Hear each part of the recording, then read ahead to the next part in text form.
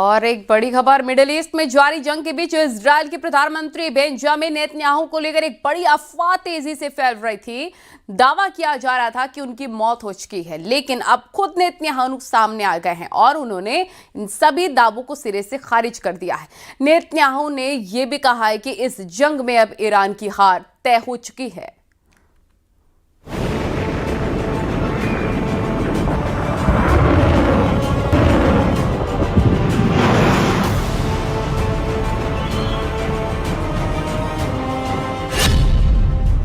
साबित हुए सारे दावे।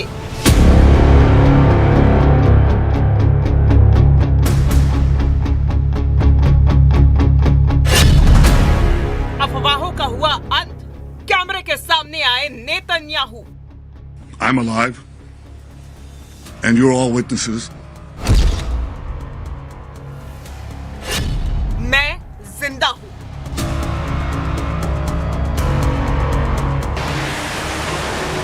मिडिल ईस्ट इस वक्त भीषण टकराव के दौर से गुजर रहा है। इजराइल और ईरान के बीच तनाव चरम पर है। मिसाइल हमले, ड्रोन स्ट्राइक और सैन्य कार्रवाई लगातार जारी है। जंग के इसी माहौल में सोशल मीडिया पर एक सनसनीखेज अफवाह फैलाई गई कि इजराइल के प्रधानमंत्री बेंजामिन नेतन्याहू मारे गए हैं। कुछ पोस्ट में तो ये तक दावा किया गया कि ईरान ने उन्हें निशाना बनाया है, लेकिन इन दावों के बीच अचानक नेतन्याहू का एक वीडियो सामने आता है और सारी अफवाहों पर ब्रेक लग जाता है।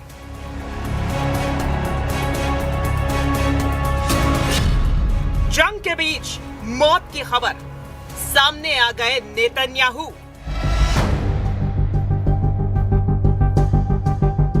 अमेरिकी राजदूत माइक हकाबी के साथ एक इमारत में चलते हुए नेतन्याहू कैमरे के सामने आते हैं और सीधे सीधे उन अफवाहों को चुनौती देते हैं जो उनकी मौत की बात कर रही थी। इससे पहले भी एक वीडियो को लेकर सवाल उठे थे। कहा गया कि वो एआई से बना है, यहाँ तक कि उंगलियों की गिनती तक पर बहस छिड़ गई थी।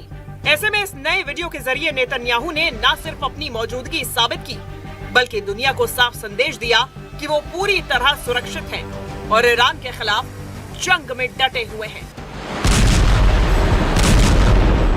I'm alive and you're all witnesses. And now that I dispatched this piece of fake news, I want to give you an update on Operation Roaring Lion. Under President Trump's visionary leadership, America and Israel are acting together in Iran with great determination and unprecedented strength.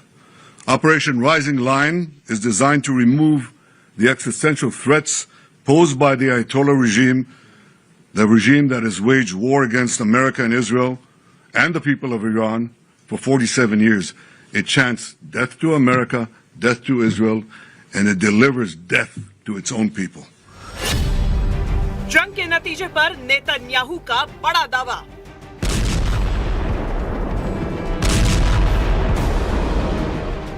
Netanyahu ने सिर्फ अपनी मौजूदगी ही नहीं दिखाई, बल्कि जंग के हालात पर भी बड़ा दावा किया।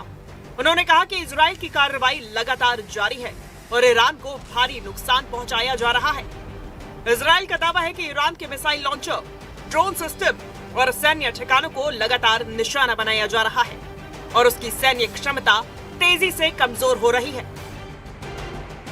Despite the fake news that is unfortunately being spread since the start of the war 20 days ago, we are winning and Iran is being decimated. Iran's missile and drone arsenal is being massively degraded and will be destroyed. Hundreds of their launchers have been destroyed, their stockpiles of missiles are being hit hard, and so are the industries that produce them. That's important. In Rising Lion, we destroyed missiles and we destroyed a lot of the nuclear infrastructure. But what we're destroying now are the factories that produce the components to make these missiles and to make the nuclear weapons that they're trying to produce. We're wiping out their industrial base in a way that we didn't do before. Iran's air defenses have been rendered useless. Their navy is lying at the bottom of the sea. Today we hit the other part of their navy in the Caspian Sea. Their air force is nearly destroyed. Iran's command and control structure is in utter chaos. And I can tell you that there's still more work to do, and we're going to do it. Hormuz पर Israel की चेतावनी।